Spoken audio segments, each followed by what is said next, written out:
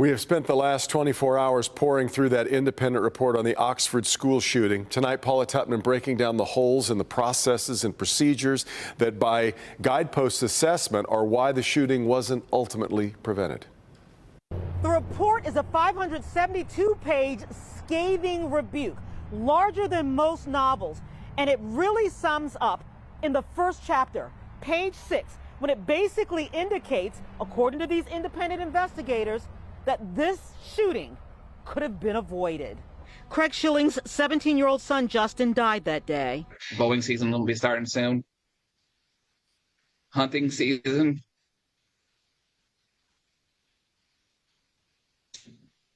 The holidays. It's not a very fun time of year. We're 30 days from the second anniversary. He still finds it hard to breathe every single day. I don't look forward to it anymore, that's for sure. The report laid out 5 specific ways then Superintendent Tim Throne and his leadership failed the process by not having reasonable, followable, or even adequately shared processes in place to begin with, including failing to properly communicate the district's threat assessment policy, or to even make sure one was being followed as a standard operating procedure, failing to share or adequately train staffers on a threat assessment plan.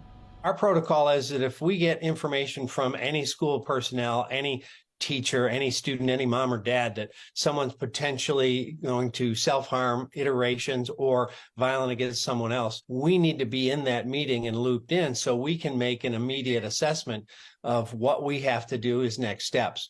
We weren't in any of those meetings. So you should have been in those meetings. Correct. In plain English, had a low bar threshold been fully and properly established and trained on inside the high school, Ethan Crumbly would not have been allowed to return to class when an alarm was raised on his writings, drawings, and demeanor that morning, no matter how loudly his parents protested and demanded he'd be returned to class. And in fact, a Tuesday morning quarterbacking assessment of warning signs missed or ignored all along the way. It's mind-blowing. Megan Gregory's son survived physically. Keegan watched Justin's execution in that bathroom. He ran from flying bullets and is still suffering PTSD. She's been pouring through the document all day and says there are revelations.